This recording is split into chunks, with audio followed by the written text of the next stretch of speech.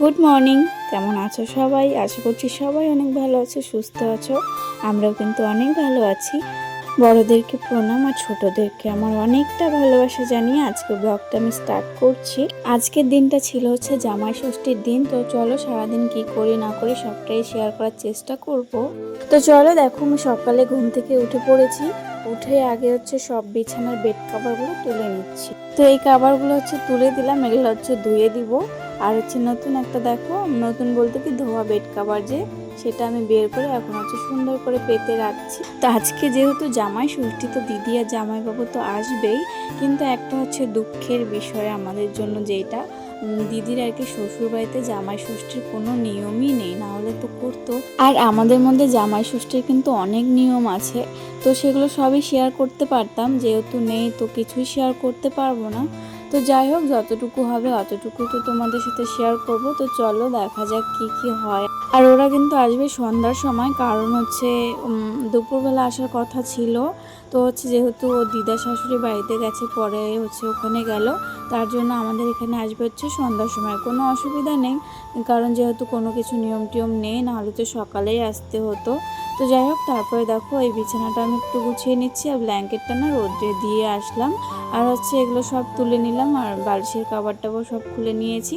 তারপরে দেখো এই হচ্ছে আগের পুরোনো একটা বেড কাভার আগে পেতে নিলাম, তারপরে উপরে হচ্ছে নতুন একটা পেতে নিচ্ছি। কারণ এই বেড কাভারগুলো না দিদির বিয়েতে কয়েকটা পড়েছে, এত ছোট মানে আর কি শুধু আর কি বিছানার উপরটাই ঢাকে, সাইডে আর এক ফোঁটাও থাকে না ঝুলিয়ে রাখার জন্য। তো তার জন্য আমি আগে পুরোনো একটা মানে পেতে নিই, তারপরে হচ্ছে উপরে ওটা পাতি। তো যাই হোক, তারপরে চলে আসলাম কলপারে, এগুলো সব হচ্ছে ভিজিয়ে রাখছি, একটু ভিজিয়ে রাখবো, তারপরে আবার ধুয়ে দিব। তো ভিজিয়ে আমি দুই একটা কাজ করে নিয়েছিলাম, তারপরে দেখো এখন হচ্ছে ধুয়ে নিচ্ছি তাড়াতাড়ি করে, কারণ হচ্ছে শুকাবেও, নাহলে তো শুকাবে না বেশি লেট করে ধুলে আর কি। আর এদিকে দেখো চেয়ারগুলো আমি বের করে রেখেছি, কারণ চেয়ারগুলোতে না ছাগলের বাচ্চা দুইটা আর কি উঠে সারাদিন শুয়ে থাকে, তার জন্য একদম মাটি মাটি হয়ে গেছে চেয়ারগুলো। তো সেগুলো হচ্ছে আজকে ধুয়ে টুয়ে সুন্দর করে ঘরে রেখে দিব। চেয়ার না দিলে না একদম সারা দিন বাড়িটাতে কান্না করে, ঘরে ঢুকে কি করবে না করবে একদম ভাবনার বাইরে। বাচ্চাগুলোর বিশেষ করে ছোট বাচ্চাটার এত অভ্যাস হয়েছে চেয়ার ছাড়াও শুবে না আর কি কোনোখানেই। তো যাই হোক, তারপরে দেখো কাপড়গুলো ধুয়ে তো নিয়ে চলে আসলাম বাইরে, এখন হচ্ছে সব মেলে দিয়েছি সুন্দর করে।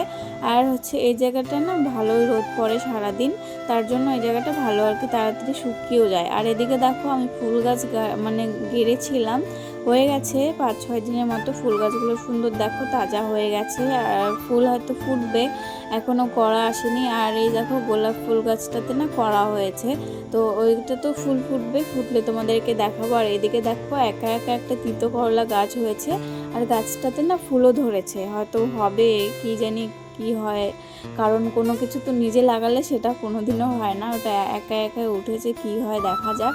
তো দেখো তারপরে হচ্ছে বাসন ছিল কয়েকটা, তো বাসনগুলো আমি সুন্দর করে মেজে নিয়েছি, এখন হচ্ছে ধুয়ে নিচ্ছি।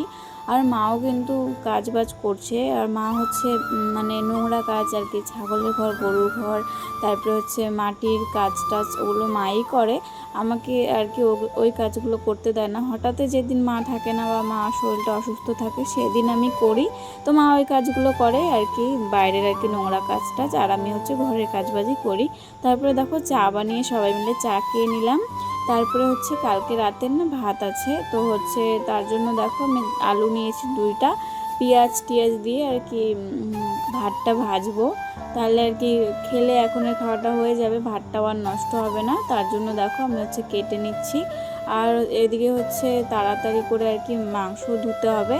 তো দেখো ভাত ভেজে কিন্তু খাওয়া হয়ে গেছে, তারপরে দেখো এদিকে মাংস নিয়ে আসলো মা।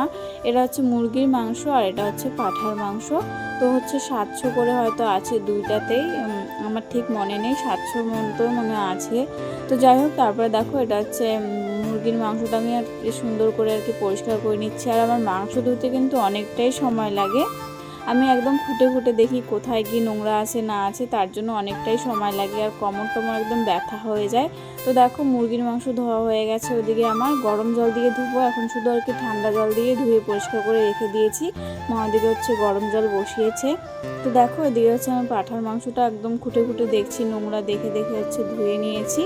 আর কাঠের গুঁড়ো থাকে আর লোম থাকে, তার জন্য অনেকটা সময় লাগে পাঁঠার মাংস ধুতে। তো দেখো দুইটা মাংসই সুন্দর করে ধুয়ে নিয়েছি, কত সুন্দর লাগছিল তাই না। তারপরে এই যে দেখো সন্ধ্যা হয়ে গেছে আর আমি হচ্ছে এদিকে আমের চাটনি বসিয়েছি। এটা হচ্ছে পাকা আমের চাটনি, এমনি বাড়িরই আর কি, জেঠিদের বাড়ির আম পেকেছে তো সেগুলো মা এনেছিল, তারই আমি চাটনি বানিয়ে নিয়েছিলাম অল্প।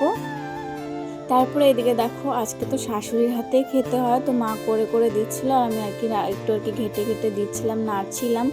মাই রান্নাটা করছিল, সব কিছু মাই দিচ্ছিল, আমাকে শুধু বললো একটু নাড়, মা যখন বাইরে যাচ্ছে।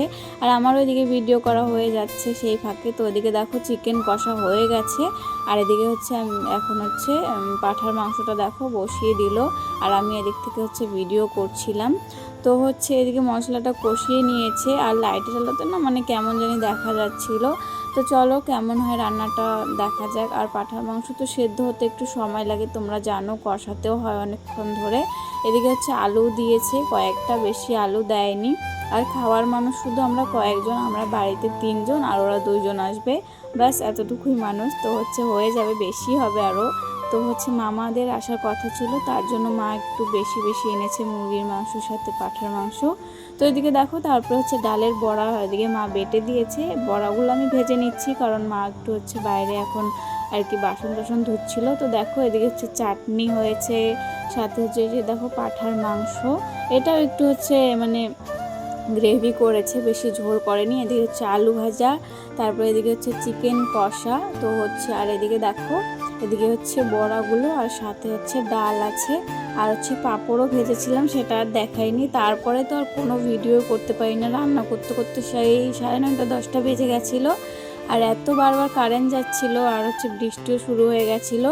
তো দেখো তারপরের দিন এটা দাদা এখন বাড়িতে যাচ্ছে, তো হচ্ছে কাজে যাবে এদিক দিয়ে। তো দিদি দেখো এদিকে হচ্ছে বাইরে আসলো, আমিও আসলাম সাথে, আরও একটু প্রণাম করে নিল। তো যাই হোক ভিডিওটা কেমন লাগলো কমেন্টে অবশ্যই জানিও, যদি ভালো লাগে লাইক কমেন্ট শেয়ার করে দিও। সবাই ভালো থেকো, সুস্থ থেকো, সবাইকে টাটা বাই।